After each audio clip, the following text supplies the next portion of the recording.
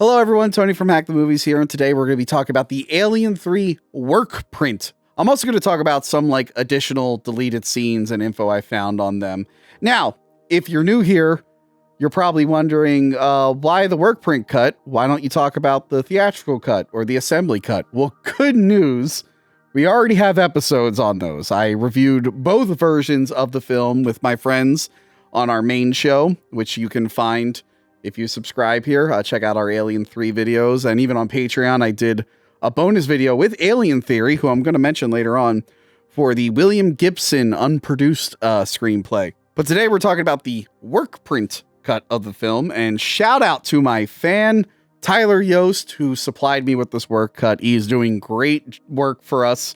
I don't know why. He just volunteers and he hunts down all these Workprint cuts and alternate cuts of stuff. He is supplying us with a lot of material. So shout out to him. I'm very grateful. Now this cut, it's kind of an in-between. It kind of looks like when the assembly cut was turning into the theatrical cut. It has bits of both from each cut, along with some new things and some things that are just missing completely. With a lot of these alternate cuts, Workprint cuts, TV cuts, there's a lot of minor changes to dialogue or additional takes of scenes, maybe some shots run a few seconds longer, a few seconds shorter. I'm not going to go all into that. I'm going to focus on the stuff that I think is interesting, stuff that is like a big, very noticeable change, and stuff that kind of stuff we've never seen before. That's what I want to focus on. However, if you go to sci-fi.com or absoluteavp.com, they have very, very detailed breakdowns, like almost minute by minute, of what is different in the Workprint cut. But let's focus on the big changes here. Alien 3 Workprint cut. Let's go. It's important to note that this cut has no music. Oftentimes Workprints will have temp tracks, music from something else that just sits there temporarily while the score is being worked. This is just completely silent, minus sound effects and dialogue, obviously. I only bring it up because it kind of points out how important Elliot Goldenthal's score is to the film. That is a very powerful musical score, and it really, really drives the film. So seeing these scenes devoid of that just shows how good it is in the final cut.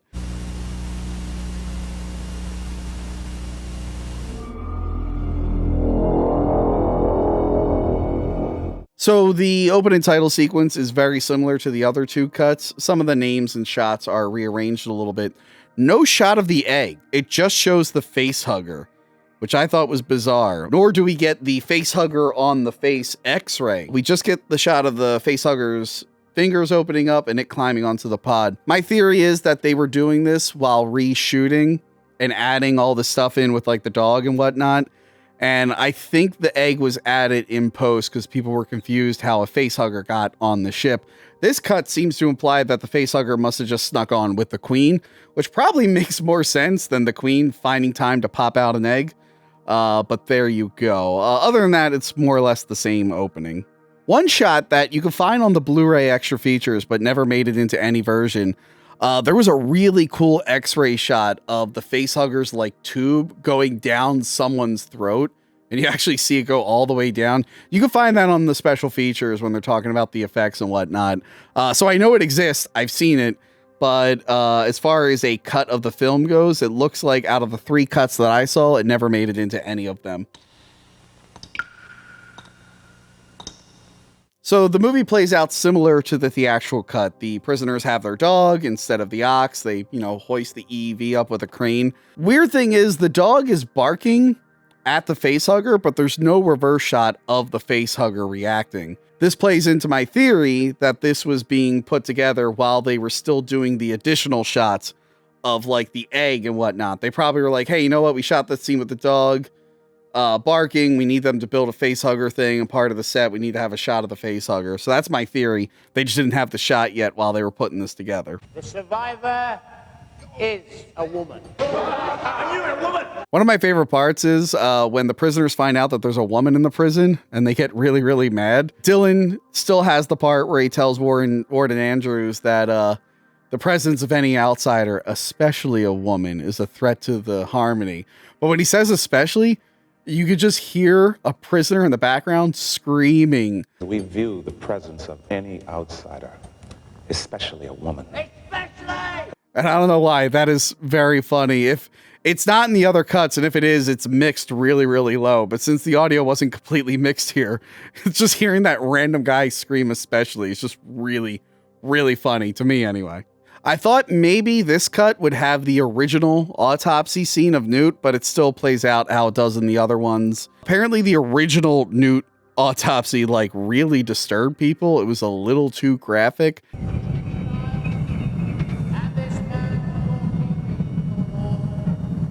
All right, so this one's weird. The funeral starts, and right away, Andrews is already doing the prayer. There's no build up to it. He's like mid-prayer. And, then it cuts to Dylan adding his prayer to it. And during all of this, it never cuts to the alien being born. I think this is because they decided to do away with the ox and do the dog. They probably didn't have the dog prop built yet. So yeah, it's a very bizarre cut where it doesn't include the alien being born. There's no way they were not going to have that scene. It's an alien movie. You need to see it bursting out of people. So yeah, that one really, really threw me off. Just the whole funeral scene uninterrupted. Doesn't have the same effect. Amen. Amen. Amen. Amen. Another funny change, the prisoner cleaning the vent is singing Paint It Black by the Rolling Stones, as opposed to In the Year 2525 by Zager and Evans, or Zager and Evans. I don't know if I said that right.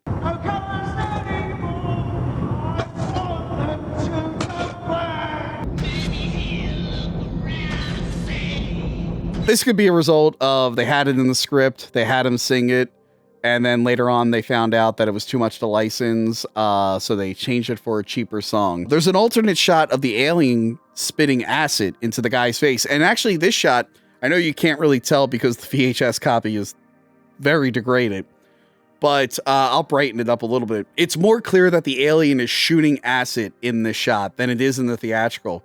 In the theatrical, it's like the alien wiggles its head a little bit and then acid sprays the guy's face. Yeah, so they did build like a teenage puppet alien that I think could spit acid, and you can find pictures of that.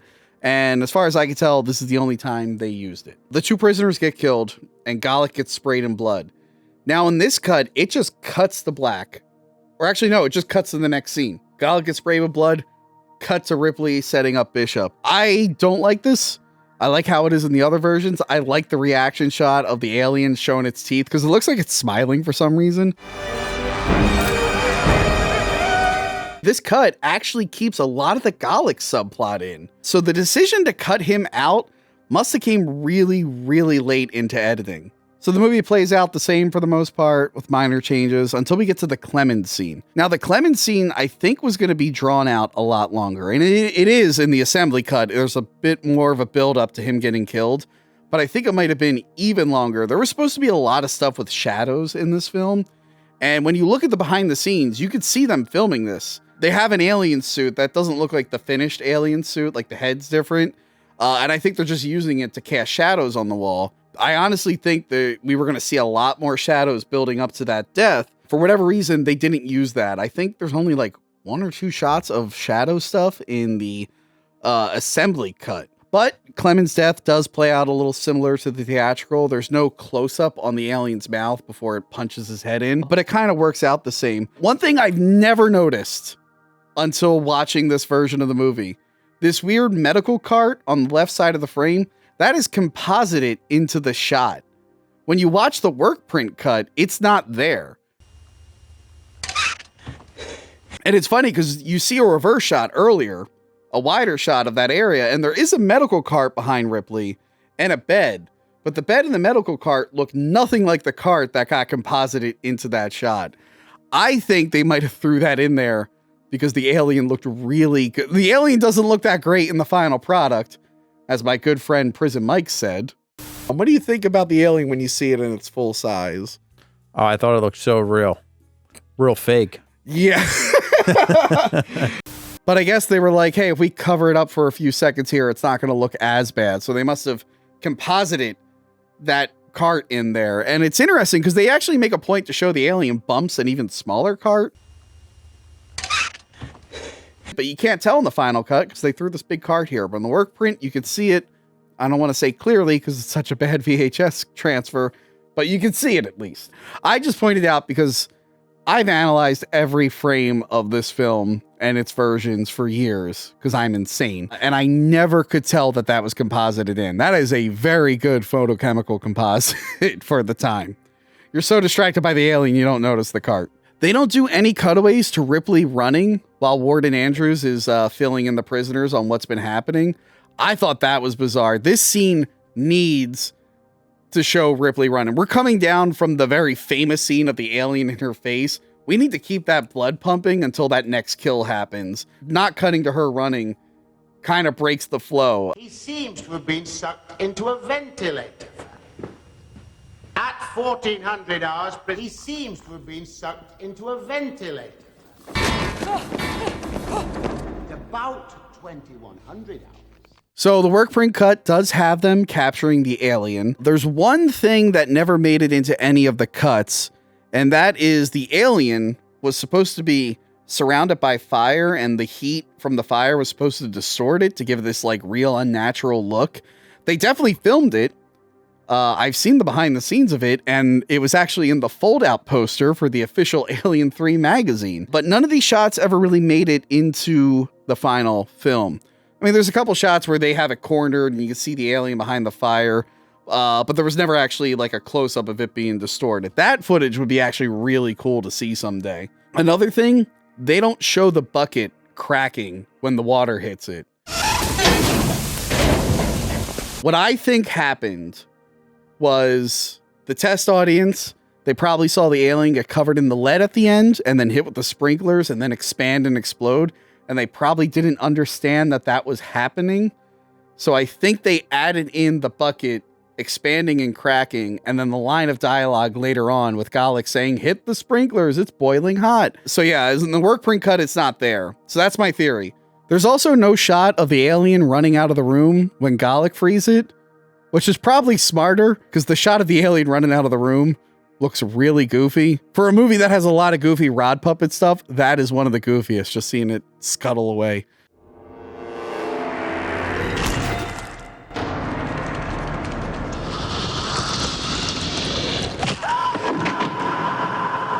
They don't want to kill it.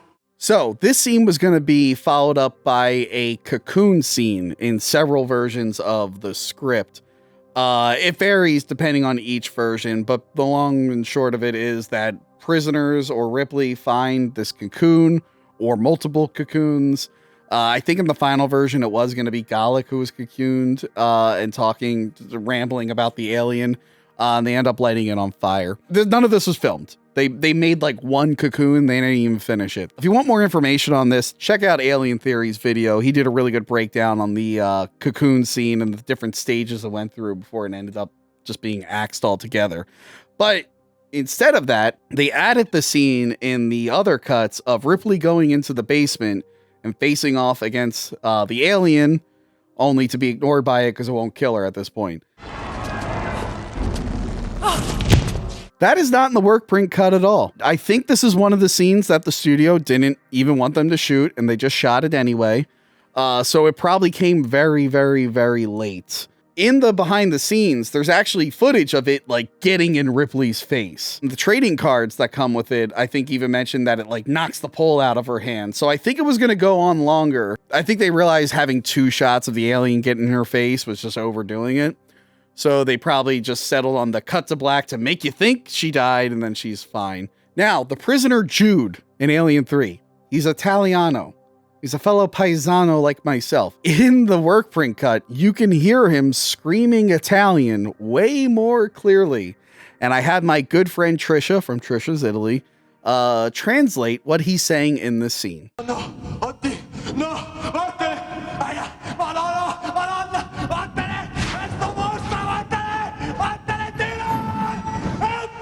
So Michael Wayland, or Bishop 2, as he's credited in the credits, mentions to Aaron in this cut that he knows Ripley has an alien inside of her. She's got one inside her. And I love this addition in the Workprint where they drop the cage. You're gonna need a bigger cage than that. I've always thought that that cage was ridiculous and would never be able to capture the alien. So seeing a character call it out actually was really satisfying. Oh, in this cut, when Ripley has the alien cornered, instead of just screaming, come on again, I guess she had seen Predator recently, so she starts screaming, kill me.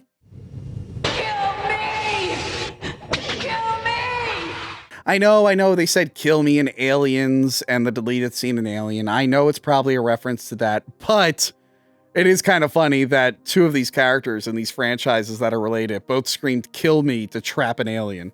I thought that was interesting. So there's a lot of additional or alternate shots of the alien when it's facing off Dylan. They hold on the alien a lot longer. They use different takes where you could see it clearly. It's interesting they decided not to use that for the final cut.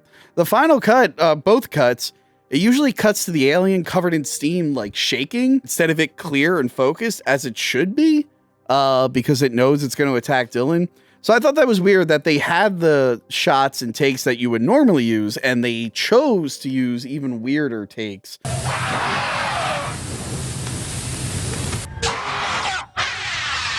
Well, fuck you. Fuck you. There's also more footage of the alien when it escapes the lead and it's climbing and chasing Ripley. In this version, Ripley is the one who comes up with the sprinkler idea on her own, instead of Moore's telling her to hit the sprinklers to kill the alien. Before she does that, she does the action movie line of, For the last time. that shot was in one of the trailers, and you could tell they filmed that line specifically to use for a trailer. For the last time. Alien 3. But it does come off kind of cheesy in the movie, so I understand them taking it out.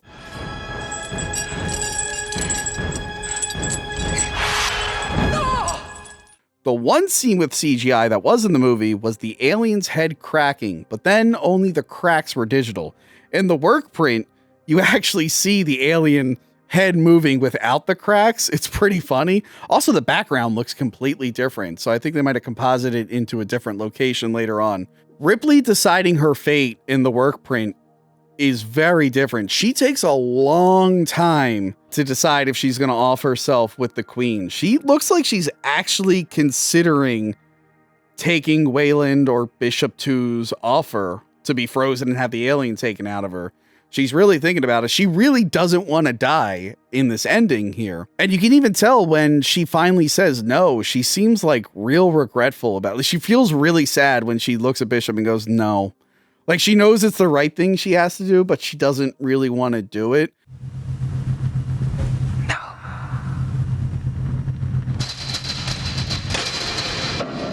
It was right for them to change this. I like Ripley knowing what she has to do and coming to terms with it and accepting it.